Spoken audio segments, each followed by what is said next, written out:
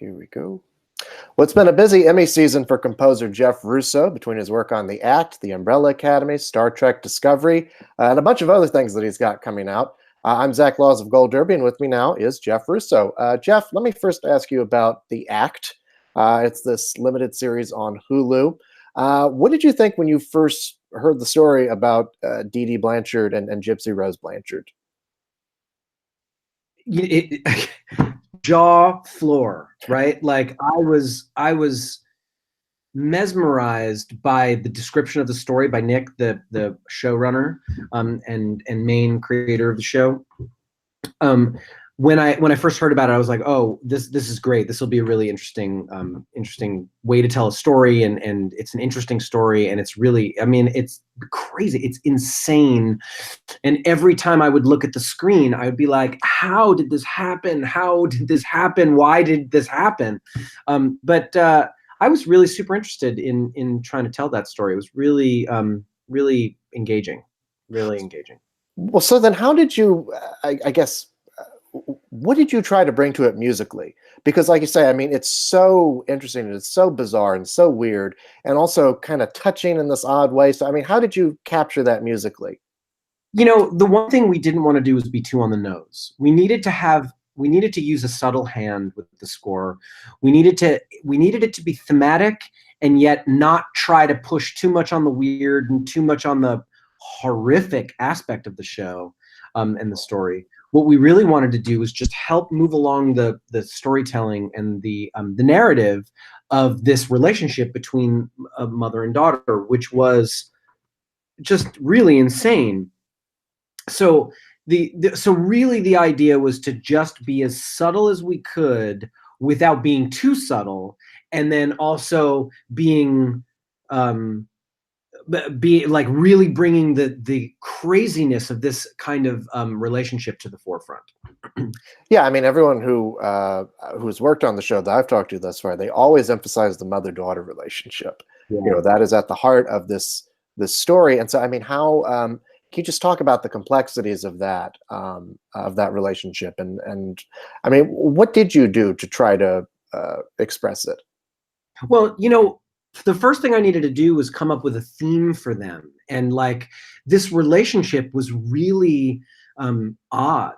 It was a really, excuse me, it's a really, really complicated dynamic between the two of them. And what I wanted to be able to do was create a way to embody that on a musical level and not have it be over the top. I really wanted to connect them because, you know, there is this symbiotic love between the two of them that really does move through the entire story, even though there's this, she is treating her child like, I mean, you know, you've never really seen or heard anything like this before.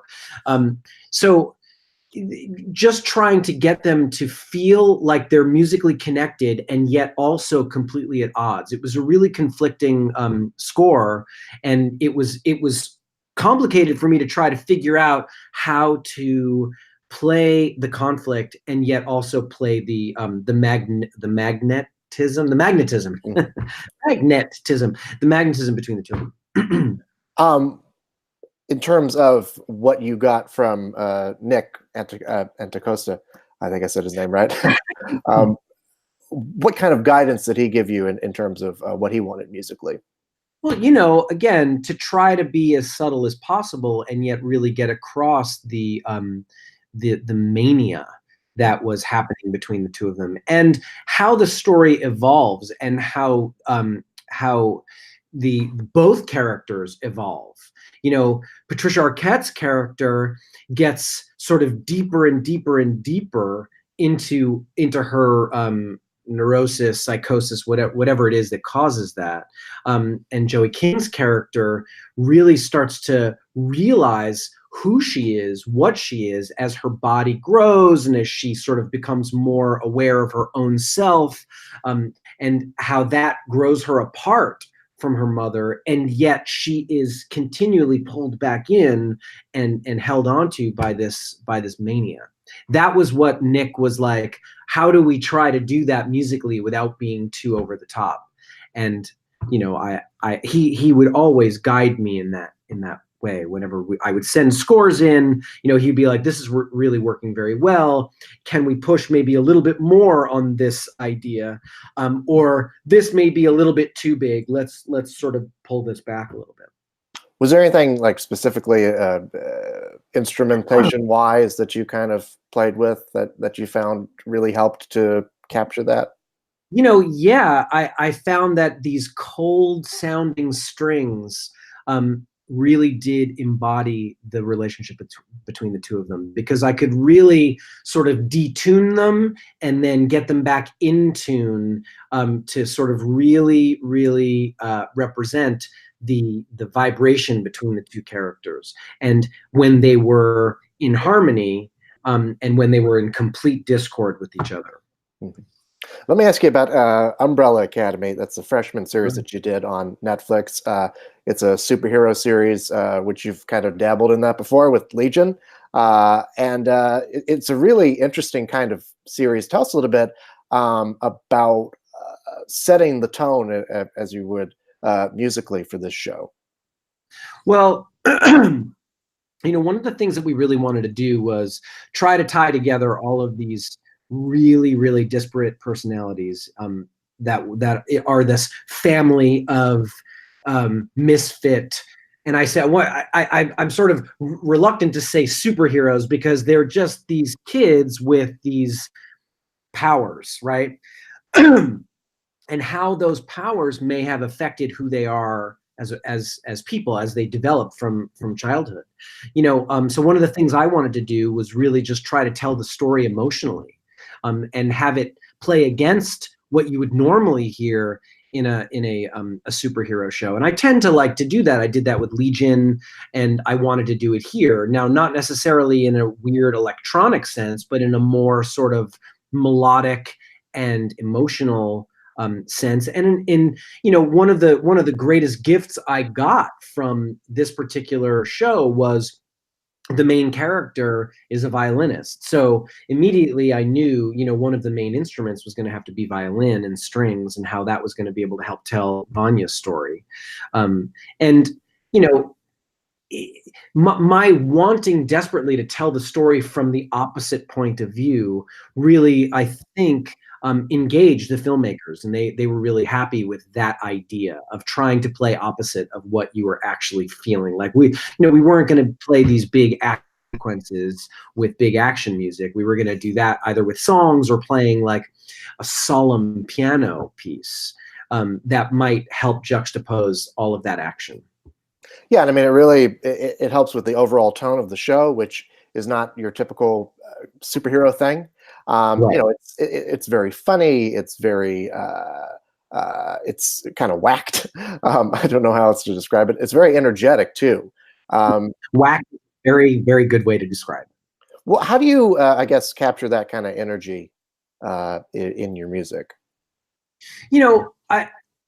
For me, it's about watching what I'm seeing on screen and trying to and really trying to connect with what I'm seeing emotionally. A lot of times I would rather play opposite of what I'm seeing, because that gives it a little bit of tongue in cheek, and a lot of this show has that feeling, and that really, I really wanted that to come out in the music. I didn't want to be too much like prancing. I didn't want it to be too much on top of the reverse aspect, but I did want it to be fun. One of the things we wanted to do was to have the score and have the music in general, the songs as well, make the show feel like fun to watch, as well as being engaging in the tension and the action. Have you picked an Emmy submission for that series yet?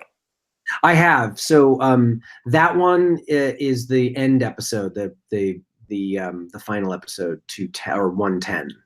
Why did you pick that one?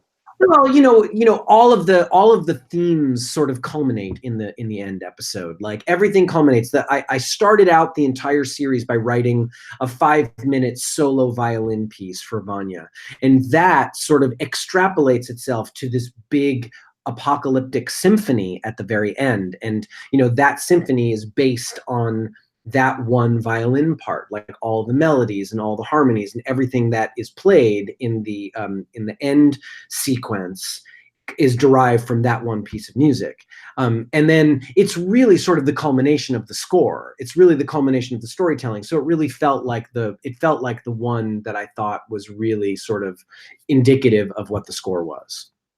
Let me ask you about Star Trek Discovery, which just finished its second season.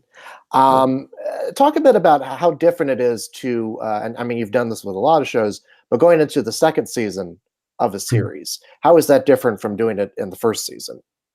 Well, we took a bit of a different turn in the second season, where the whole show sort of became a little more swashbuckling.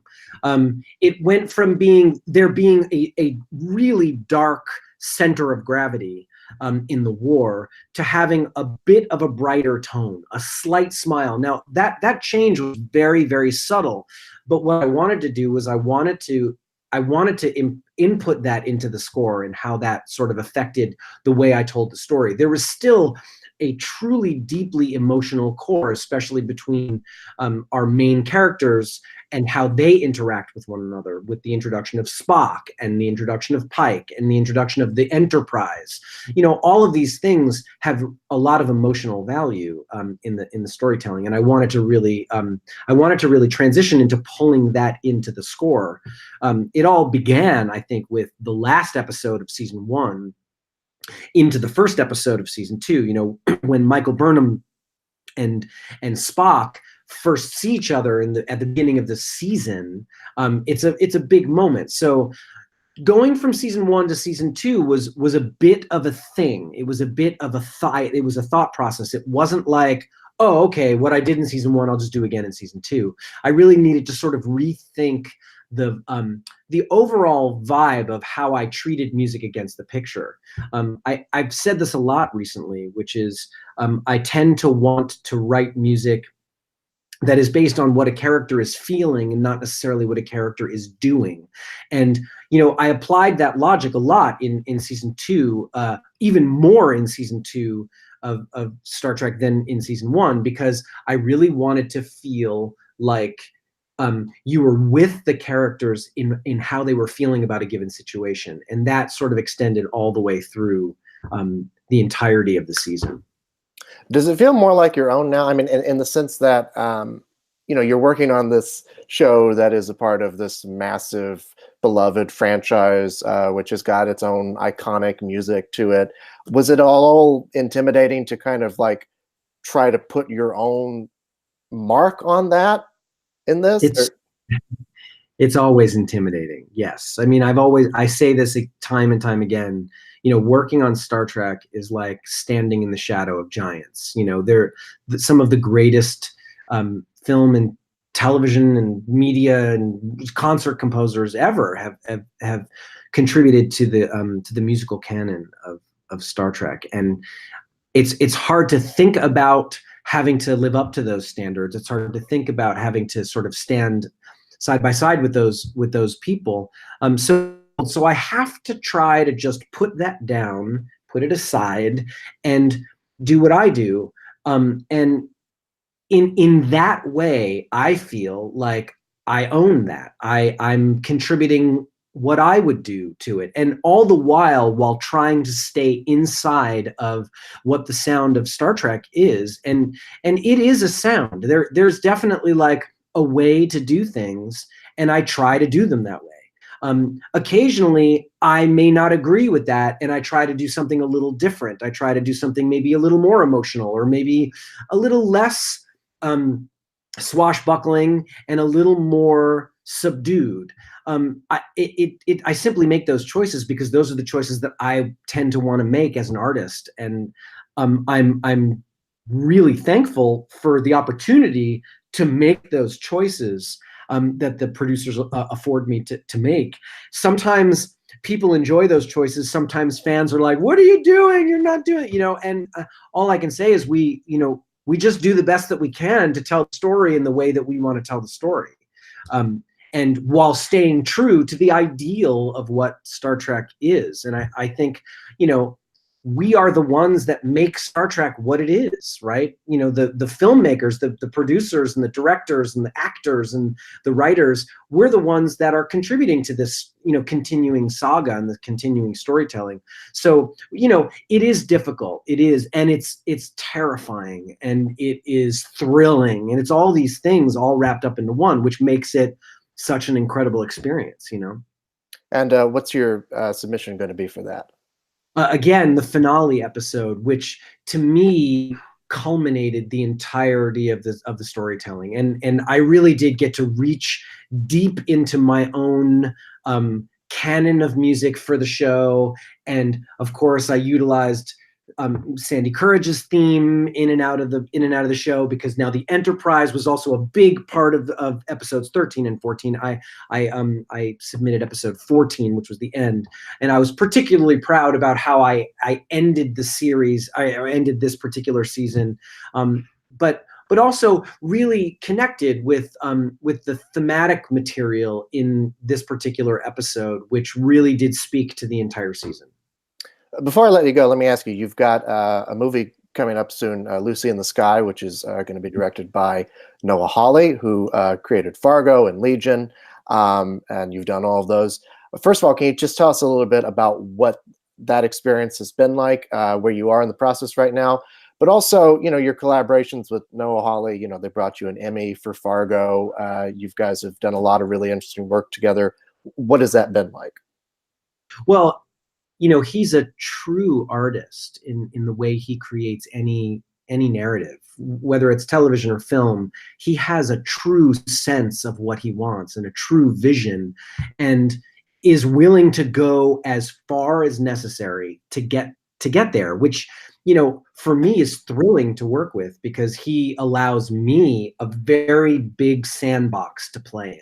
And, that goes for Legion, that goes for Fargo, and certainly that went for Lucy in the Sky. Right now, I'm in the process of mixing the score, and we are just about finished with that, and we'll end up with the dub mix of the score in a couple of weeks, dub mix of the entire movie in a couple of weeks.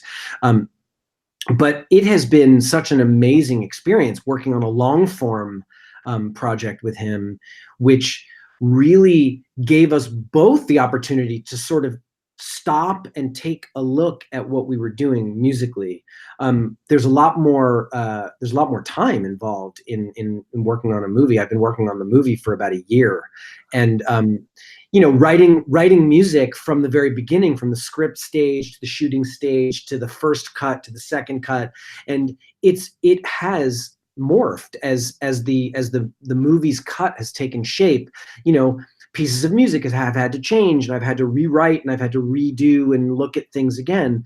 And as the movie has progressed, what I realized was I've had so much more time to really think about how a certain melody relates to the character in a certain way, and how that helps tell the story.